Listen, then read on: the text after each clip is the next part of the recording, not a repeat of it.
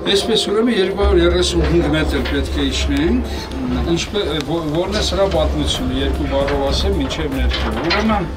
55-56 թվականներին Սովետական Միությունում որոշեցին հետևյալ բան, փորեցին մինչև 370 մետր և տեսան, որ նավթ չկա։ Նավթ չկա, բայց տեսան, որ 90 մետրից հետո, որտեղ որ գրունտային ջրերը վերջանում են, գոյություն ունի հետևյալ սենդվիչը, ուրեմն բազալտի շերտ է, բազալտի շերտի տակ աղի շերտ, որից հետո նորից բազալտի շերտ, դրա տակ նորից աղի շերտ, էլի բազալտի շերտ, աղի շերտ և 65 թվականից որոշում կայացվեց շահագործել այս հանքը որպես արդեն աղի կոմբինատ և աղ գործելու համար։ 65 թվականից աղը գործվում է, այդ շրջանում ասենք հիմնականում և հարևան հանրապետությունները և մինչև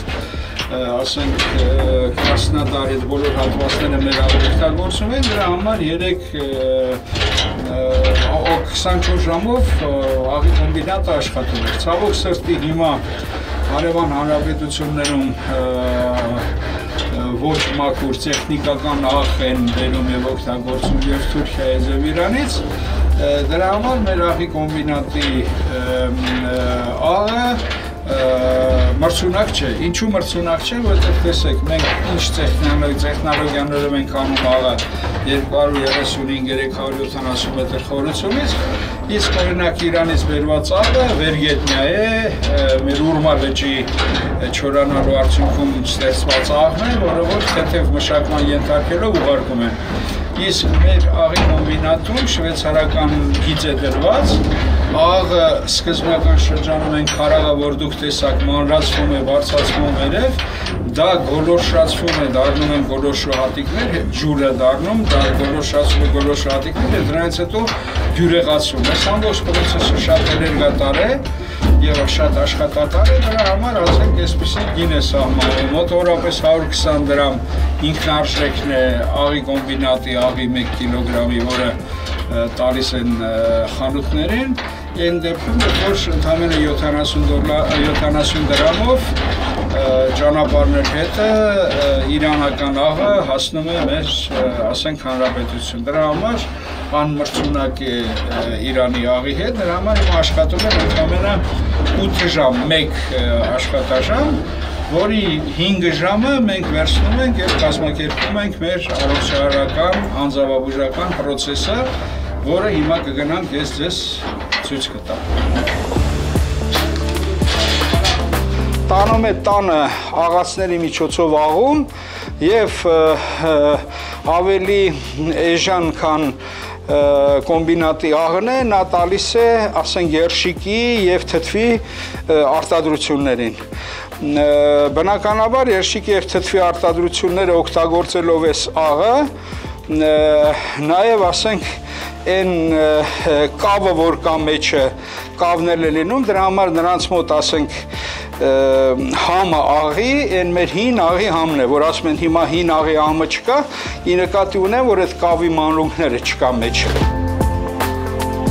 Մեդինֆորմը այսօր անչափ հետաքրքիր հաղորդաշար է պատրաստել։ Մենք գտնվում ենք Երևան քաղաքի Ավան համայնքի աղի հանքում։ Այո, աղի քարանձավ, որի մասին քչերը գիտեն, իսկական առողջարանային համալիր ստորգետնյա կյանքում։ Այստեղ արտաքին աշխարհի հետ կապերը խզվում են առաջին իսկ րոպեից, դե իսկ ասթմատիկ հիվանդների, մաշկային հիվանդություններ ունեցողների և ներվային որոշակի խանգարումներ ունեցողների համար սա իսկական դրախտավայր է։ Անչափ հետաքրքիր է, ուզում եմ շրջայից կատարենք միասին և իմանանք այս հետաքրքիր պատմությունը։ Նշեմ, որ աղի այս քարանձավը, որը համարվում է ստորգետնյա բուժարան, գործում է 1987 թվականից։ Շահագործման է հանձնվել 1 տարի անց 88 թվականին։ Դե ինչ, միասին այցելենք ստորգետնյա այս քարանձավը և տեսնենք, թե այն առողջության համար որ ասպեկտներով է առավել առողջարար և ինչպիսի տեսք ունի առհասարակ այս ստորգետնյա հետաքրքիր քարանձավը։ Գնացինք։ Համեցեք։ Բարև ձեզ, պարոն Հակոբյան։ Սա միջանցն է, որը որ տանում է դեպի անձավաբուժարան, ինչպես նկատեցիք, այստեղ մեզ դեռևս թողեցին դրսի հագստով առանց բախիլների ներս գալ, որովհետև այստեղ դեռևս այն իրավիճակը չէ, ինչ որ ունենք Անձավաբուժարանում։ Չնայած նրան, որ այստեղ արդեն գետնի վրա 10 սանտիմետր խորության աղավազ է լցված, այս աղավազի իմաստը նա է, որ հիմա մենք քայլում ենք եւ քայլելու ժամանակ իոնիզացնում ենք։ Իսկ այս աջ ու ձախ որ տեսնում եք, դրանք բոլորը քարաղ են։ Ամբողջ պատերը հիմա ամբողջ պատերը քարաղ են։ Մենք գնում ենք քարաղի շերտի միջով։ Պարոն Հակոբյան, որքան էլ անչափ հետաքրքիր է, բայց մի փոքր նաև մտավախություն է առաջանում մոտս։ Սա հավանականություն չունի ինչ-որ փլուզումների ենթարկվելու, որովհետև նկատում եմ պաշտպանիչ երկաթյաշերտեր էլ չկան։ Ուրեմն 38 տարվա մեջ այդպիսի դեպք չի եղել, որովհետև ասենք մենք պարբերաբար տարվա մեջ 2 անգամ գալիս են մասնագետները եւ ստուգում են փայտերով ապարների պնդությունը։ Ահա։ Ինչու են հանդերձանքը փոխում այստեղ։ Հանդերձանքը փոխում են, որ դրսից ալերգեններ չվերեն ներս։ Սա արդեն մոտեցանք մեր հանդերձարանին։ Հանդերձարանը բաժանված է 2 կողմերի, աղջիկների եւ տղաների համար։ Եվ այս հանդերձարանում արդեն հիվանդները գալիս են իրենց տան շորերով, գալիս են իրենց տան կոշիկներով, որպեսզի ոչ մի ալերգեն ներս չվերեն, որովհետև այն դռից են կողմ, որ հիմա մենք կանցնենք, այնտեղ ուղղակի արդեն ստիրիլ վիճակ է, եւ դրա համար ձեզ պիտի խնդրեմ, որպեսզի մենք էլ այս բախիլները, բախիլներ հագնենք, նստեք խնդրեմ, բախիլներ հագնենք, որպեսզի չխախտենք Անձավաբուժարանի ստիրիլությունը։ Իհարկե մենք կպահպանենք բոլոր կանոնները, որը գործում է Անձավաբուժարանում, եւ շատ հետաքրքիր է, թե ինչ է կատարվում ներսում։ Ես զրուցել եմ բժշկուհու հետ, վստահ եմ շատերիդ է հետաքրքիր, թե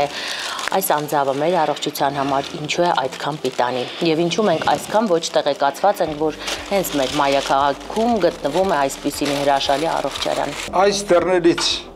ներս արդեն մեր Անձավաբուժարանն է, որը ունի 3 քայլուղիներ, դա հիմնականում արված է նրա համար, որպեսզի օդը եղած ներքում ցիրկուլացվի, որպեսզի իոնացումը, իոնիզացիան, որը որ կատարում է, ավելի բարձրանա։ Քայլուղին է, որտեղ որ տեղադրված են բժշկի, բուժքրոջ սենյակները, բացի դա այստեղ կա նաև մերսման սենյակ եւ այստեղ կա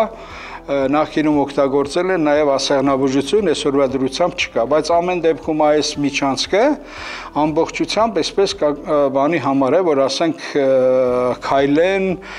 շփվեն միմյանց, այնտեղ թենիս ունենք, բիլիարդ ունենք, հիմա կմոտենանք, այնտեղ կտեսնենք։ Ինչ է այս առանձնասենյակը իրենից ներկայացնում, ուրեմն երկուական մահճակալներ կան եւ յուրաքանչյուր մահճակալի գլխին կա պաշտպանիչ շերտ։ Այս պաշտպանիչ շերտը նրա համար է, որ հանկարծ, ասենք, իրավիճակում փոշի քար ընկնի, մարդկանց չանհանգստացնի։ Ուրեմն եւ գտնվում է անմիջապես անձավի ներսում, դրա համար, ասենք, իոնիզացված ասկը այս հատվածում նույնն է, ոնց որ նաև դրսում։ Տեսնում եք, վերևն էլ չի փակած, որպեսզի ոչ մի տարբերություն չլինի։ Մեր այցելուները, մեր հիվանդները ժամը 12-ից մինչև 2-ը այս տիպի առանձնասենյակներում քնում են, որը ավելի քիչ ազդեցություն չի թողում օրգանիզմի վրա, քան են քայլելը կամ շնչառական վարժությունները, որ անում են, որովհետև քնած ժամանակ նույնպես շնչում են այս իոնիզացված օդը։ Օդում հատիկներ են երևում, այ ոնց որ ձյունը։ Ես այստեղ կարող եմ ցույց տալ։ Հիմա անտեսանելի է, բայց չէ, սա իոնիզացիա, սա ուրիշ բան, շատ մեծ հնարք չեմ արել։ Ուղղակի iPhone-ի լույսը միացրել եմ, ուրիշ ոչ մի բան չեմ արել։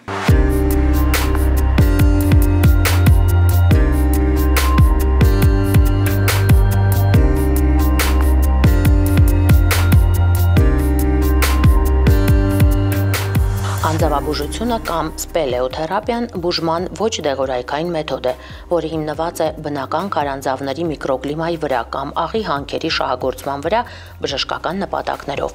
Բնական քարանձավներից սպելեոթերապիայի համար օգտագործվում են կարստային քարանձավներ։ Սա ֆիզիոթերապիա է, որը հիմնված է մարդու մարմնին օդի ինհալացիայի դրական ազդեցության վրա եւ պարունակում է նուրբ աղի աերոզոլ։ Մեթոդը հատկապես արդյունավետ է լոր հիվանդությունների, հաճախակի մրցակցության եւ առհասարակ տարբեր շնչառական խնդիրների դեպքում։ Մեթոդը շատ հեշտ է կիրառել։ Հիվանդները պարզապես նստում են հատուկ սենյակում կամ պալատում կամ պարզապես քայլում են քարանձավում։ Այն չի պարունակում ալերգեններ, ընդհակառակը օդը խիստ իոնացված է։ Այդ բարձր իոնացումը, որը պայքարում է պաթոգենների դեմ, ունի նաեւ ընդհանուր բակտերիալ ազդեցություն։ Օդի մեջ ներծծված հանքերի աղերի գոլորշիները օգնում են այն ներշնչողների թոքերից հանել խոնավությունը եւ սպանել շնչուղիներում ինֆեկցիաներ առաջացնող միկրոօրգանիզմները։ Բուժման կուրսը 20 օր է։ Օրական 6 ժամ 4000 մետր քառակուսի անձավում տեղակայված են բժշկական ախտորոշիչ սենյակներ, սպորտային սրահներ, զբոսնելու ուղիներ, քնի եւ հանգստի սենյակներ։ Բուժման արդյունքները արագ են երևում հատկապես մինչև 5-6 տարեկան երեխաների մոտ, երբ նոր է ձևավորվում նրանց իմունալ եւ հորմոնային համակարգը։ Անձավում ամենակարևորը օդի բաղադրությունն է, որը հագեցած է քարաղի մաքսիմալ հարուստ միկրոտարերի բաղադրությամբ։ Ընդերքի ջերմաստիճանը չի փոփոխվում։ Ռադիացիան այստեղ 0-ի է հավասար։ Սակայն կենտրոնի բուժական ուժը միայն նրանում չէ, որ մարդիկ աղ են շնչում, կարևորը պարզապես այստեղ գտնվելն է։ Այստեղ բացակայում են բոլոր ֆիզիկական գործոնները, որոնք ազդում են մարդու իմունային համակարգի վրա։ Մագնիսական դաշտ, արևիկամիներ, էլեկտրամագնիսական դաշտեր, արտաքին գրգռիչներ, մեքենաներ, ռադիո, հեռուստատեսություն, ինտերնետ։ Այս ամենը այստեղ պարզապես բացակայում են։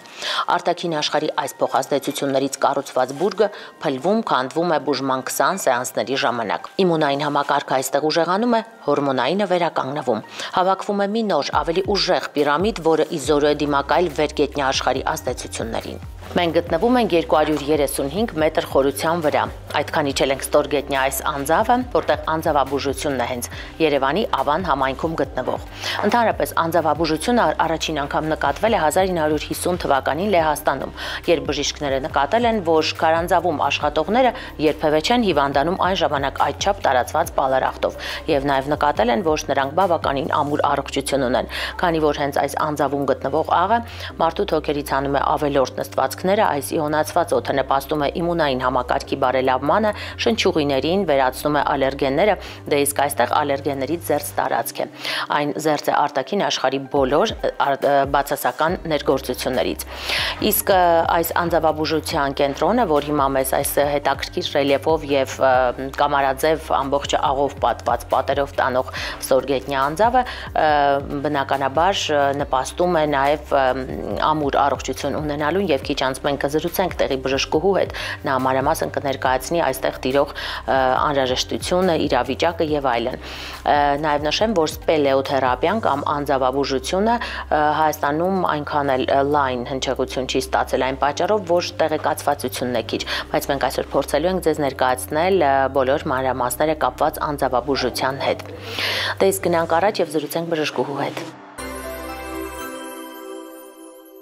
Եվ այսպես հարգելի հեռուստադիտող, Մեդինֆորմը ձեզ արդեն ներկայացրեց հանրապետական անձավաբուժական կենտրոնը, իսկ հիմա զրուցելու եմ կենտրոնի թոքաբան Անուշ Ոսկանյանի հետ։ Բարև բժշկուհի։ Բարև ձեզ։ Շնորհակալ եմ ձեր ժամանակը մեզ հատկացնելու համար, շատ հետաքրքիր բացահայտում էր այս կենտրոնը, հատկապես կարծում եմ հեռուստադիտողի համար էլ նորություններ, ինձ համար նույնպես, եւ այստեղ գտնվելով նույնիսկ զգում ես այն տարբերությունը, այն կազդուրվելու ազդեցությունը, որ տալիս է այս աղը։ Խնդրեմ ներկայացրեք հատկապես որ հիվանդությունների դեպքում է ցուցված քարանձավում գտնվելը։ Աշխատում ենք մենք արդեն շուրջ 40 տարի։ Հիմնական մեր պացիենտների հոսքը դա բրոնխիալ ասթմայով տառապող հիվանդներն են։ Նաեւ շնչառական ալերգիաներ, նաև բրոնխիտներ, նաև հաճախ հիվանդացող եւ երկարատև հազ ունեցող երեխաներ, այդ բոլոր պաթոլոգիաները այստեղ կարող են ստանալ բուժում եւ պրոֆիլակտիկ, եւ վերականգնողական, եւ անմիջապես հիվանդության ընթացքում։ Որքան պետք է այստեղ գտնվեն, որ էֆեկտիվությունը իսկապես գադլի լինի։ Այսպես է, քանի որ սա մի փոքր միկրոկլիմա է, այսինքն կլիմայի փոփոխությունն է, որտեղ իջնում ենք 235 մետր խորության վրա, եւ այստեղ բացարձակ տարբերվում է վերգետնյա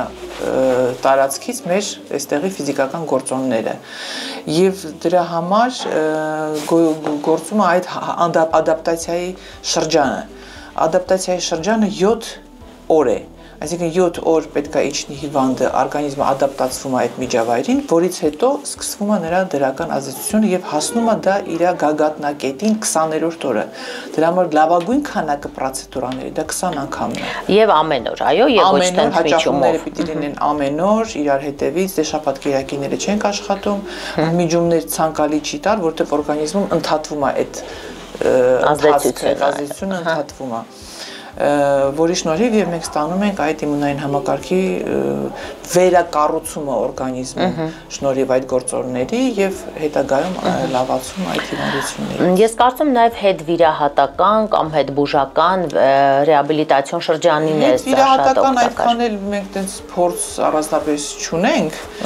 բայց հետբուժական, այսինքն եթե թոքաբորբ են հիվանդացել, եթե ինչ-որ ծանր վիրուսային ինֆեկցիա են տարել, հետ Այո, ես ասի վերականգնողական շրջանը այստեղ շատ արդյունավետ է լինում։ Ես տեսա փոքրիկ երեխաները խաղում են այստեղ եւ շատ ակտիվ եւ նույնիսկ տեղեկացա, որ նրանք առաջին անգամ չէ, որ այստեղ։ Այո, երեխաները իջնում են 5 տարեկանից սկսած, երեխաների մոտ էֆեկտը ավելի զգալի եւ զգայուն է լինում, քան մեծահասակների մոտ, որովհետեւ անձավաբուժական կենտրոնում ազդեցությունը գնում է իմունային համակարգի մակարդակով եւ քանի որ երեխաների մոտ իմունային համակարգը նոր ձևավորման process-ում է, շտկելը այդ process-ը ավելի հեշտ է, քան մեծահասակների մոտ։ Այսինքն խնդիրը վերջնականապես շտկվում է, թե բարբերաբար երեխաների դեպքում կարող ենք նույնիսկ խոսել վերջնականապես շտկման մասին։ Իսկ այն նորածնային տարիքի երեխաներին կարելի է նորածնային տարիքի երեխաներին չենք կարող իջացնել, ոչ։ Դե տեսնում եք ուր ենք իջնում եւ անվտանգությունից ելնելով, 5 տարեկանից ենք իջացնում երեխաներին։ Ավելի փոքրին մենք ունենք մեր աղիսենյակը, սպելեո խցիկը, փոքրիկ, որը հատուկ այդ նպատակով ենք պատրաստել, որպեսզի 0-ից կարողանան երեխաները ավելի փոքր տարիքի, այո։ Եվ ձեր ամեն տարեց պացիենտը ինչ տարիքի է։ Ունեցել ենք 85 տարեկան պացիենտ ենք ունեցել, որը նույնպես շատ լավ էր իրենը։ Այո։ Տիկին Ոսկանյան ընթերցելով այն հիվանդությունների ցանկի մասին, որոնք այստեղ ստանում են իսկապես նկատելի լուծում, ես նաև հանդիպեցի նյարդային խանգարումներ ունենալը։ Եվ եթե մենք բրոնխիալ ասթմայի ալերգիկ հիվանդությունների դեպքում սա հասկանալի կարող ենք համարել տրամաբանական, ապա նյարդայինի դեպքում փոքրինչ զարմացա։ Այստեղ բացակայում են վերգետնյա բոլոր գրգռիչները, աղմուկը, փոշին, ալերգենները, բոլոր տեսակի էլեկտրոմագնիսական եւ մյուս դաշտերը, ռադիացիան այստեղ համարյա ձգտում է 0-ի, կայուն ջերմաստիճան, կայուն խոնավություն եւ այս պայմաններում օրգանիզմը ենթարկվում է լիարժեք հանգստի։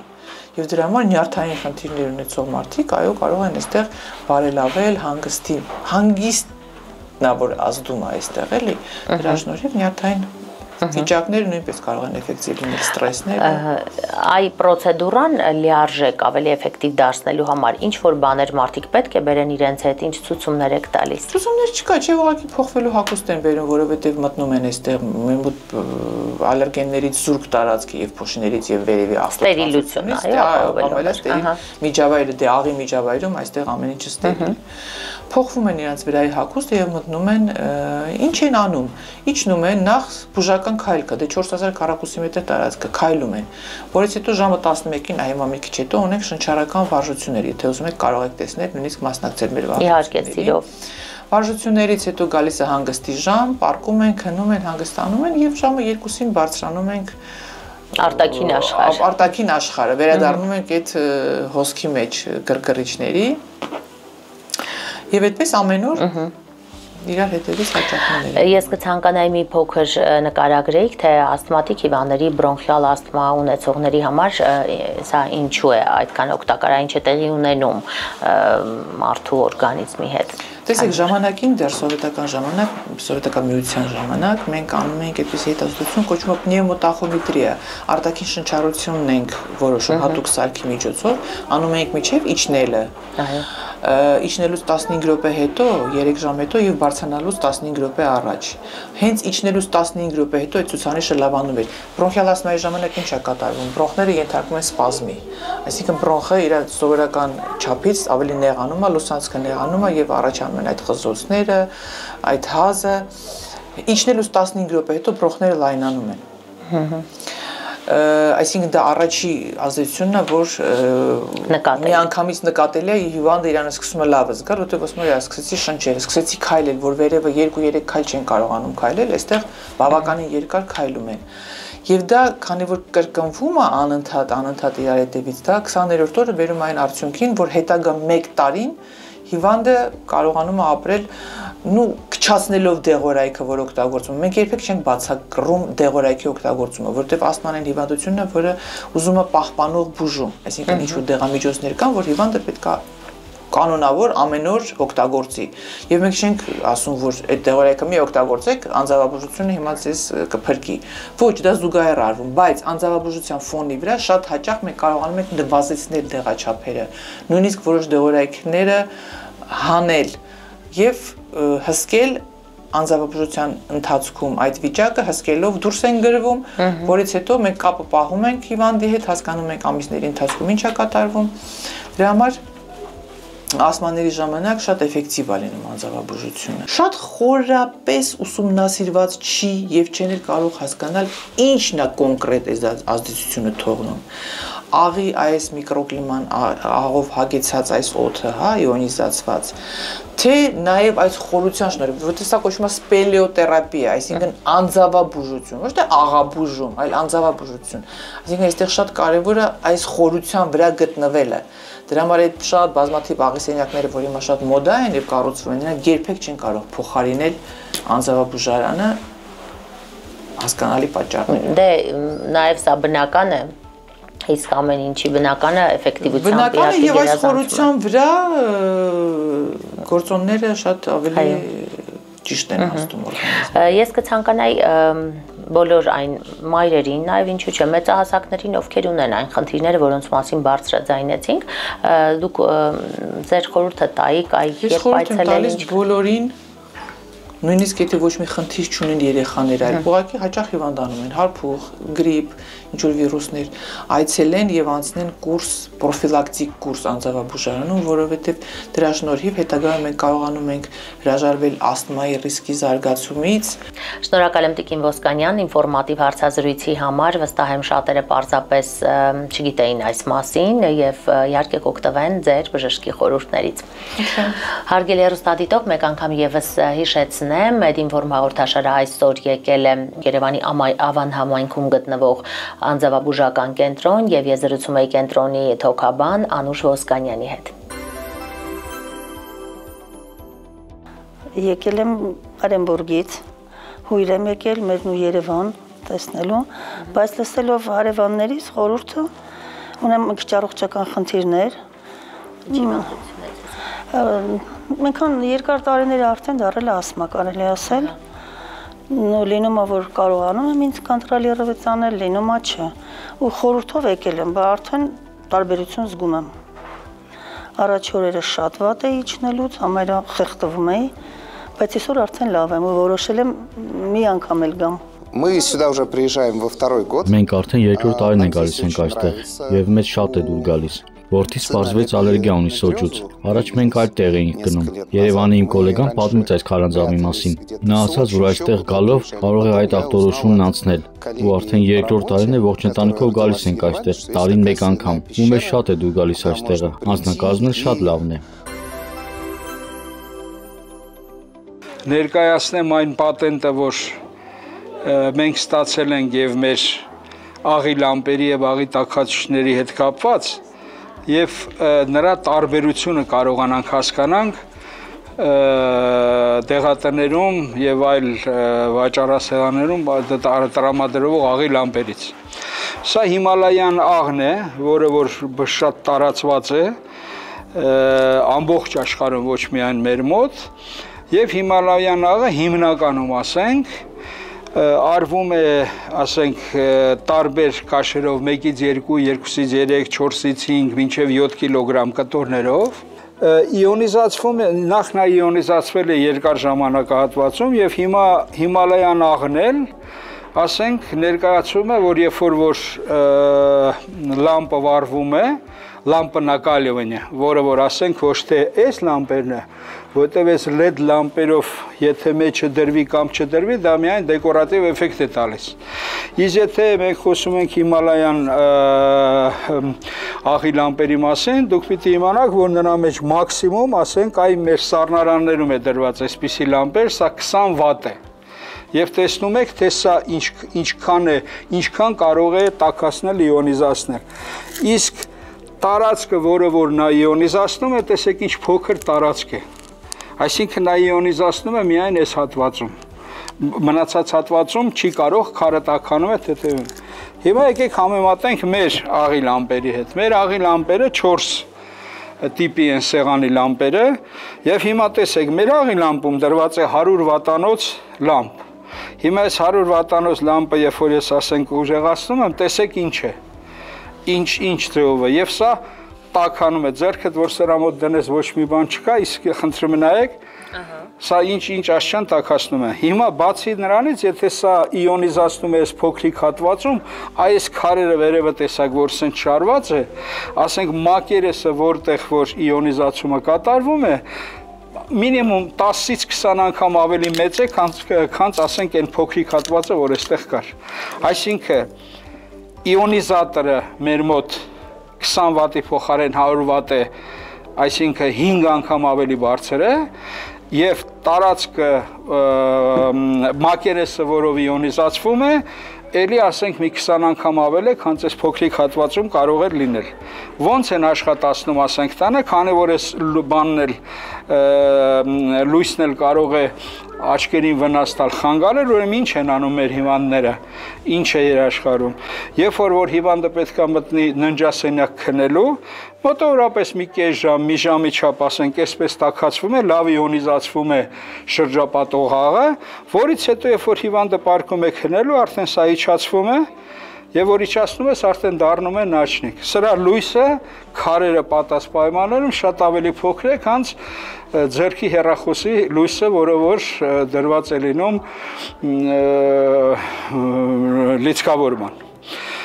Մենք մի բան էլ առաջ ենք անցել, քանի որ այստեղ էլ ասենք տեսնում եք 4 տիպի տարաներ են։ Այս 4 տիպի տարաները, եթե այստեղ մենք 5-ից 7 կիլոգրամ քարաղ ենք կարողանում տեղադրել, այստեղ տեղադրում ենք արդեն 7-ից 9, այստեղ 9-ից 11, իսկ այնտեղ մինչև 15 կիլոգրամ աղ է լինում։ Բնականաբար եւ քանակն է շատանում եւ